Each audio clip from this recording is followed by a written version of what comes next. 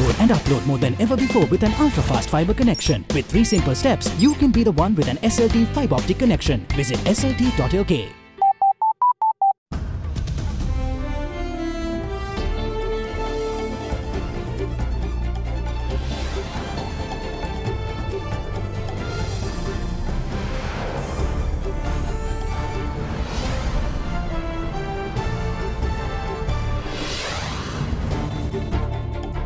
Plot thickens. Dubai courts allows police to further detain Markandre Madush and 31 others. Pointing fingers. MP Vimal Veeravansa accuses Prime Minister and CBS Governor for the controversial sale of the EAP group. Gearing for elections. Prime Minister says an electoral method which will create a stable government should be introduced. Sri Lanka cricket elections. Minister Arjun Rantunga is determined to rebuild Sri Lanka's cricket legacy. All that and much more coming up on First at 9 this Sunday, the 10th of February 2019. From Ada Derana, this is Ada Derana First at 9. Live from Studio 24 in Colombo.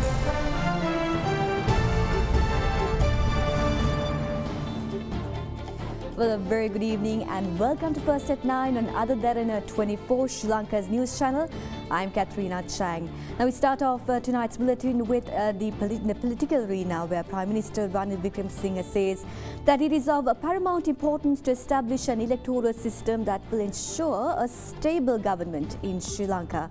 Now at a function held in Balapitiya today, the Prime Minister went on to emphasize that neither a new constitution or even a draft document for that matter can be presented in Parliament until the political parties come to an agreement on an electoral system. The new 4-storied building of the Divisional Secretariat in Balapitiya, constructed at a cost of 74.8 million rupees, was declared open by Prime Minister Ranil Wickremesinghe.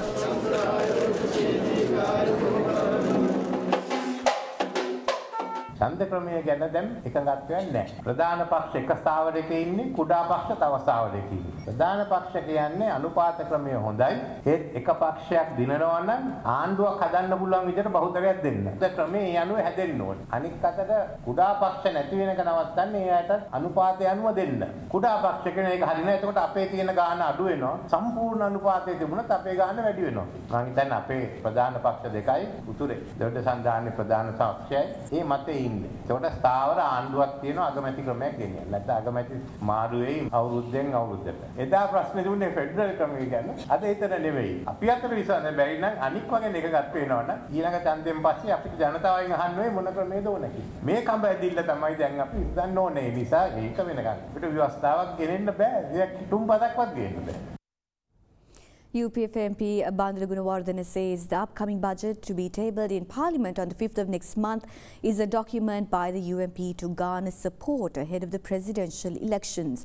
Speaking at a media briefing today, the MP went on to say that backbenchers of the UMP are driving this political agenda. එක්සත් ජාතික පක්ෂයේ පසුපෙළ මන්ත්‍රීවරු නියත වශයෙන් දන්නවා මේ වර්ෂය අග වෙන විට මේ මුදල් වර්ෂය අවසන් වෙන්න කලින් ජනාධිපති වර්ණයේ නාම යෝජනා බාර ගන්න සිද්ධ වෙනවාමයි. ඒ නිසා ඔවුන් ජනාධිපති වර්ණයේ වෙනුවෙන් අර 2015 ජයග්‍රහණය සඳහා රවට්ටපු රැවටිල්ලට වඩා දෙගුණික හෝ ඊට වඩා වැඩි ප්‍රමාණයක රැවටීමක් කරන්න මේ අයවැලේ කෙනින් උත්සාහ දරනවා. ඒ නිසා දැනටම මාධ්‍යවලට පැමිණෙන එක්සත් ජාතික පක්ෂයේ පසුපෙළ මන්ත්‍රීතුමන්ලා කියනවා නියත වශයෙන් අපි එකවරක් දසදහසකින් වැටුප් වැඩි කරලා පෙන්නුවා. බලන්න පස්වෙනිදට 10000කින් රජයේ සේවකයන්ගේ වැටුප් වැඩි කරලා පෙන්නනවා කියලා උන් කියනවා. සෑම ප්‍රාදේශීය ලේකම් කොට්ටාසයකටම රජයේ රැකියා 500 බැගින් නියත වශයෙන් ලබා දෙනවා කියලා දැනට කියනවා. සෑම 3-wheeler හිමියෙක්ටම මෝටර රථයක් ගැනීම සඳහා 20 ලක්ෂයක් ණය වශයෙන් ලබා දෙනවා 3-wheeler හිමියන්ට. මේ වගේ විශාල පොරොන්දු පත්‍රයක් පසුපෙළ මන්ත්‍රීවරු දේශපාලන ව්‍යාපාරය වශයෙන් කරගෙන යනවා මේ දිනවල. Opposition leader Mahinda Rajapaksa participated at the 3rd edition of the Huddle, the Hindus' 2-day annual conclave in Bengaluru in India, for the second day today. The inaugural speech was delivered by Opposition leader Mahinda Rajapaksa at the event yesterday, where he highlighted the importance of bilateral relations between India and Sri Lanka.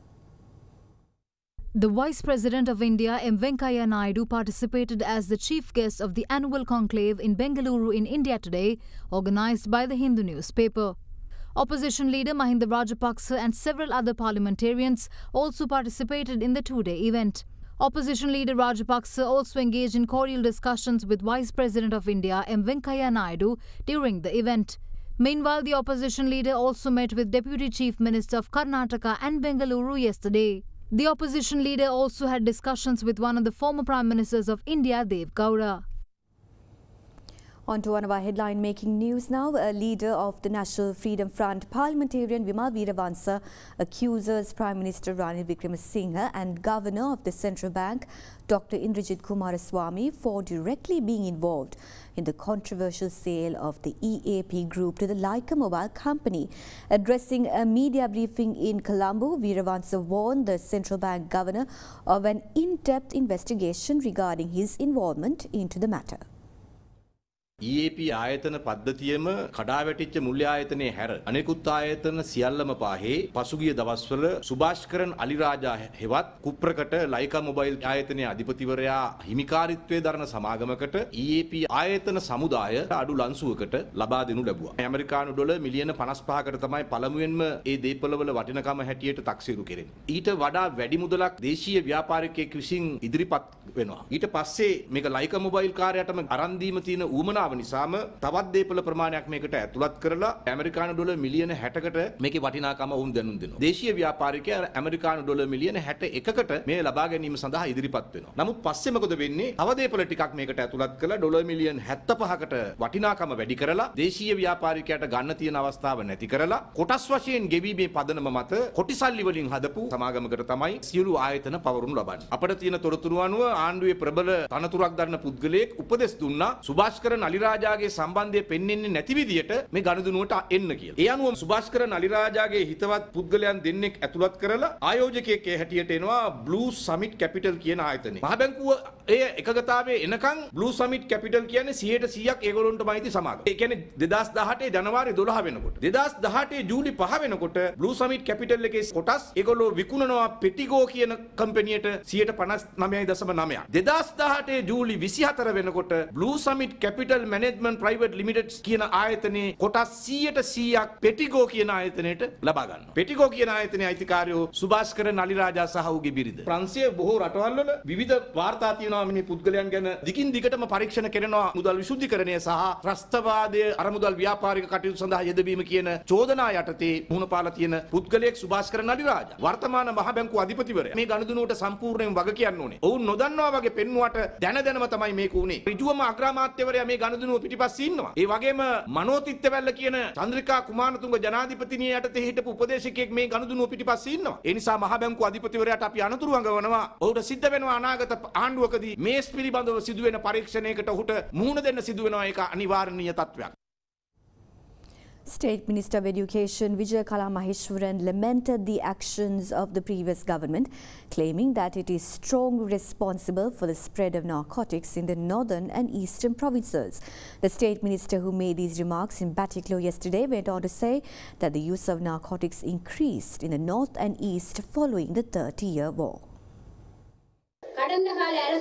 After the 30-year conflict, the previous government used narcotics as a weapon to attack the north and east. As a result, students in those provinces became slaves of illicit drugs. Before the war, northern and eastern provinces made history in academic achievements. The Tamil National Alliance supported our government in garnering votes from the north and east in the expectation for a political solution. They had no other objectives. You have voted many, including Chandrika Bandaranaike and Mahinda Rajapaksa.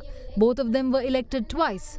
But what have we gained in electing them? We voted the current president, expecting a change in return. He too turned out to become a traitor as he betrayed our votes by ousting Prime Minister Ranil Wickremesinghe and appointing a new Prime Minister as well as appointing new ministers. We can live in peace today. We have put an end to the white man culture. Prisoners have been released. Unlike in the past, many developments have taken place. Meanwhile, a protest was held against a leader of the Tamil National Alliance, R. Sambandhan, and parliamentarian M.A. Sumandiran in Vavuniya yesterday. It was organized by families of missing persons during the conflict in the north and eastern provinces. Protesters allege that instead of attempting to find the missing persons, the TNA is focused on protecting the current government.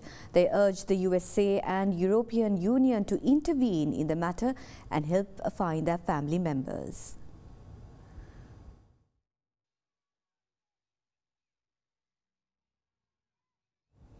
The Dubai courts granted permission to the Al Rafah police in Dubai today to further detain drug kingpin and organised crime leader Conclave Madush along with 31 others for further questioning over allegations of substance abuse, specifically the use of cocaine. Blood samples obtained from the suspects proved drug positive. However, the Al Rafah police in Dubai released 8 individuals, including a singer Amal Pereira's son Nadima Pereira and mistress of Conclave Madush 2 days ago as a test on their blood samples provided negative.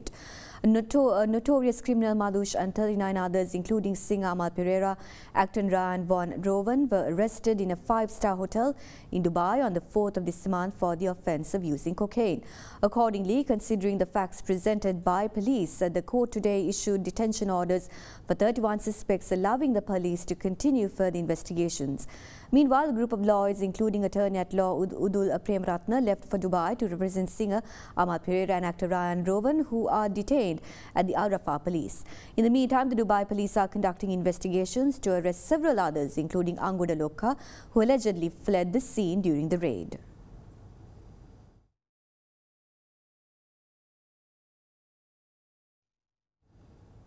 Meanwhile, an accomplice of recently arrested underworld kingpin Conclave Madush and Dematogoda Chaminda have been taken into custody.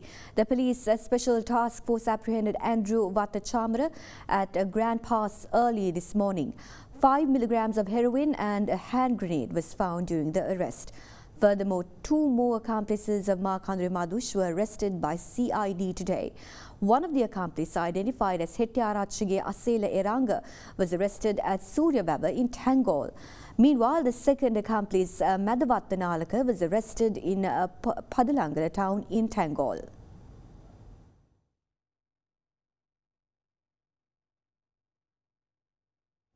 Meanwhile, Minister Lakshman Kiriyalla and UPFA parliamentarian Vimal Weerawansa expressed their views regarding the arrest of Conclave Madush.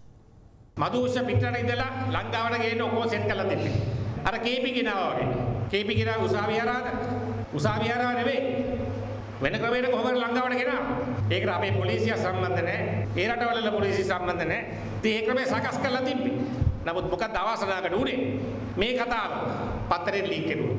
දුන්නයි පස්සේ ඒ රටේ පොලිසිය ඒකට මැදිහත් එලයාවත් අරගෙන මේක leak වුනේ නැත්නම් අද මදුෂ් ලංකාවේ ඒ පරීක්ෂණ මොනවද කරන්නේ කියලා අපිට දැන් කවුරුත් දන්නේ නැහැ. මදුෂ් එරට පොලිසිය විසින් අත්අඩංගුවට අරන් ලංකාවේ පොලිස් මාධ්‍යක ප්‍රකාශකයාගේ ඇඩ්‍රස් නැහැ. වෙනදා මේ විදිහේ සිද්ධියක් වුණාම පොලිස් මාධ්‍ය ප්‍රකාශකයා මාධ්‍ය හමුව තියලා වීර වික්‍රමාන්විත කාර්යයක් කරා වගේ රටට තොරතුරු කියනවානේ. ඇයි මාධ්‍ය ප්‍රකාශකයාගේ කටේ පිට්ටුද? අපි කියන්නේ මදුෂ් ඒ රට අධිකරණයෙන් නියමිත දඬුවම ලැබීමෙන් අනතුරුව හෝ මෙරට නීතියේ ක්‍රියාදාමයට ගෙනා යුතුයි. ඔහු සමග සබඳතා පවත්වන ලද දේශපාලඥයන් සහ අනිකුත් පුද්ගලයන් කවුද කියන එක ඒ සිට ඉසෙට් දක්වා අනාවරණය කරගත යුතුයි.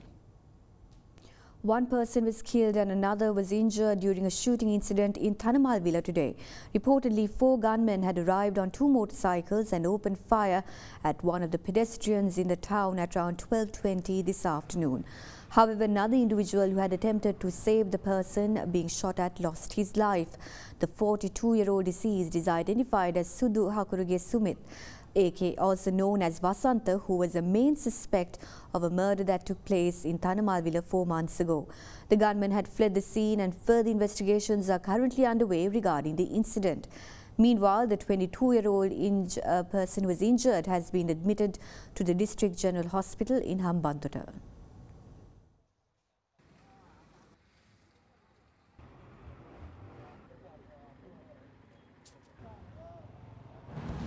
With that, we cross over to a short commercial break. Make sure you stay tuned.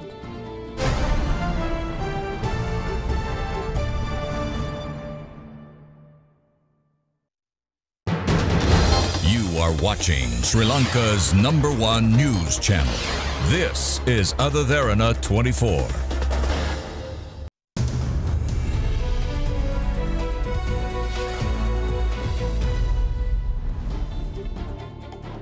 US negotiators are preparing to press China next week on long-standing demands that it should reform how it treats American companies' intellectual property in order to seal a trade deal that could prevent tariffs from rising on Chinese imports. A new round of trade talks begins in Beijing tomorrow after the most recent set of negotiations concluded in Washington last week without a deal, and with the top US negotiator declaring that a lot more work needed to be done. A White House official said on Friday that preparations were underway and the talks would continue to focus on pressing Beijing to make structural reforms. It said lower-level officials will kick off the meeting tomorrow, led on the American side by Deputy U.S. Trade Representative Jeffrey Gerish. The two sides are trying to hammer out a deal ahead of the March 1st deadline, when U.S. tariffs on $200 billion worth of Chinese imports are scheduled to increase to 25% from 10%.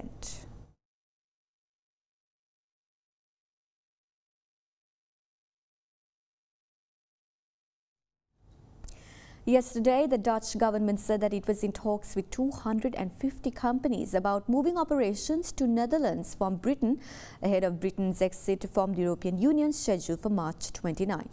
The Economic Affairs Ministry said in a report that a recruitment program had brought 42 companies or branch offices and 1,923 jobs from Britain to the Netherlands in 2018. According to Reuters, in 2019, several companies, including Discovery and Bloomberg, have already announced their intention to invest in Netherlands because of Brexit. It said most were British, but some were American or Asian firms reconsidering their European branch structures in the financial sector, particularly media and advertising, life sciences and health and logistics.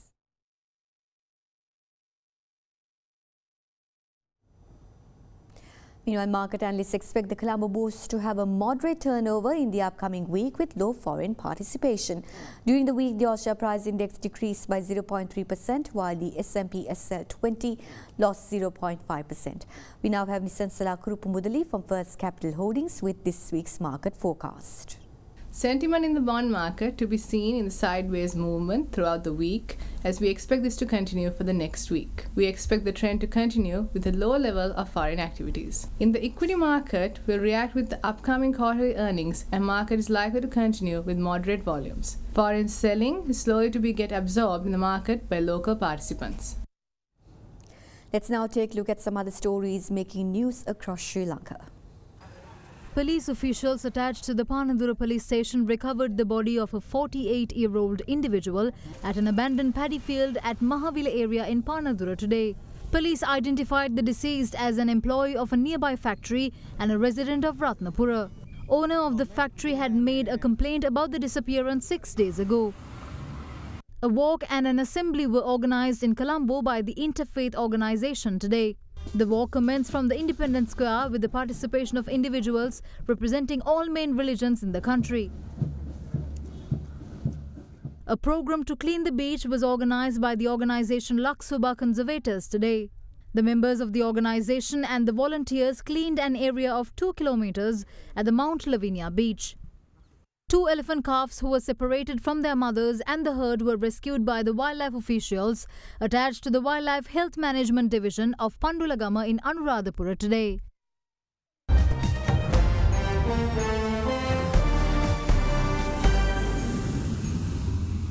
Venezuela's Pemon and indigenous people living along the border with Brazil are determined to allow into the embattled country any foreign aid that may arrive, even if that means a shutdown with Venezuela's security forces and the government of President Nicolas Maduro. Indigenous communities boast a greater degree of autonomy than others in Venezuela. Meanwhile, an international bridge between Venezuela and Colombia to the south remains open, even though the attended cross-border bridge between the two countries blocked by fuel tank and cargo containers. A group of Venezuelans have gathered on the Colombian side of the Simon Bolivar International Bridge to call on Venezuelan President Nicolas Maduro to allow foreign aid to enter the country. One of protest signs they held called on people to mass around the blocked Tienditas Bridge on Tuesday. Aid from the United States has been gathered in Cucuta on the Colombian side of the border so far, and the Venezuelan government has said that the aid will not be allowed into Venezuela. President Maduro has ridiculed the United States for offering small amounts of assistance while maintaining sanctions that block some $10 billion of offshore assets and revenue. Rival Juan Guaido, who is recognized by dozens of countries as Venezuela's legitimate leader, warned military officers against blocking the arrival of aid amid spiraling disease and malnutrition brought on by a hyperinflationary collapse. Thousands of people have been evacuated from a New Zealand town as firefighters battled a wildfire stoked by winds in the country's South Island. The blaze, which began 6 days ago near the city of Nelson, is now threatening the town of Wakefield. A state of emergency has been declared and about 3,000 people have fled their homes in the district of Tasman. Strong winds are expected and officials warn that there could be a critical danger point for the fire during the next few days. The blaze is thought to be the worst forest fire in New Zealand since 1955. Nelson MP Nick Smith said the entire region was a tinderbox and its 70,000 residents were on edge. 23 helicopters and 2 planes have been deployed to tackle the blaze. Rain forecast for the area on Tuesday is expected to miss the fire zone.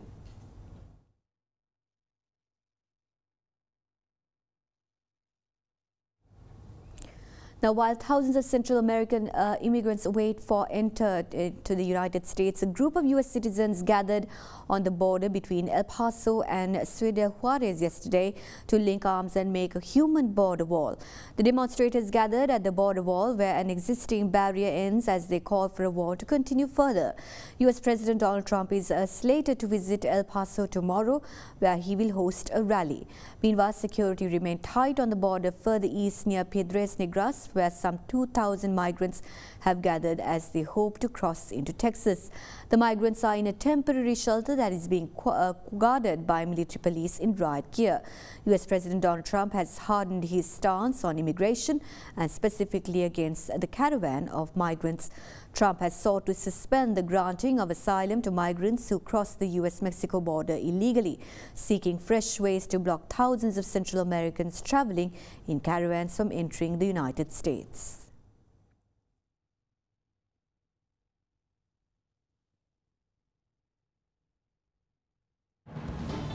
We will join you with some sports news on the other side. Make sure you stay tuned.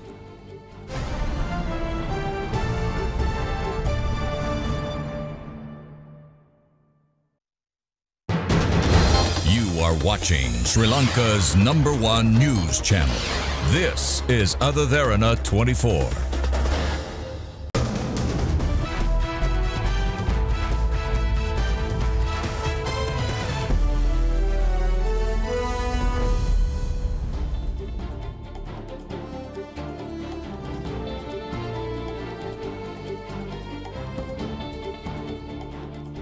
Welcome back. Now, former cricketer and World Cup winning captain Minister Arjun Rantunga is optimistic about resolving the issues within Sri Lanka cricket. Rantunga recently announced his candidacy for the looming Sri Lanka cricket elections for the post of Vice President of the local cricket governing body. අද ජනාධිපතිතුමාට තේරලා තියෙනවා මේ cricket ක්‍රීඩාව අපි කරන කාලේ කොයි විදිහටද කරේ දැන් මොන විදිහටද වෙන්නේ කියලා. ජනාධිපතිතුමාට හරි මේක තේරිච්ච එක මම සන්තෝෂ වෙනවා. හැබැයි මට තියෙන කනගාටුව තියෙන්නේ මේ විනාශ කරපු අපේ මේ රටේ මහ ජනතාව එකට එක්කහුවලා මේ ආණ්ඩුවක් හදන්න කියලා ප්‍රධාන පක්ෂයකට එක්කහුව වෙන්න කියලා ඒ ක්‍රියාදාමයේ ඉස්සරහට යනකොට ඒකත් කඩපු පුද්ගලයෝ තමයි ජනාධිපතිතුමාත් එක්ක අදත් වේදිකාවේ ඉන්නේ. ඉතින් මෙවැනි දූෂිත පුද්ගලයෝ තමයි පහුගිය කාලේ ක්‍රිකට් පරිපාලනය කරේ. අද වෙනකොට ක්‍රිකට් මේ තත්ත්වයට වැටලා තියෙනවා. මේකට දායකත්ව ලැබලා දුන්න ශ්‍රී ලංකා නිදහස් පක්ෂයේ අමතිවරු දෙන්නෙක් දහසිරි ෆයිසයි. හැබැයි අපි මේ ඉදිරි දින කිහිපය ඇතුළත නිලවරණයට ගිහිල්ලා නිර්වාණය ජයග්‍රහණය කළා. ඉතාමත් ඉක්මනින් මම ක්‍රිකට් එක හදලා දෙනවා. And before we leave you tonight, we'd like to tell our viewers that to stay tuned for Showbiz Tonight right after the news to get to know more of the latest from the world of entertainment with Mahesh Johnny. Make sure you stay tuned. Good night.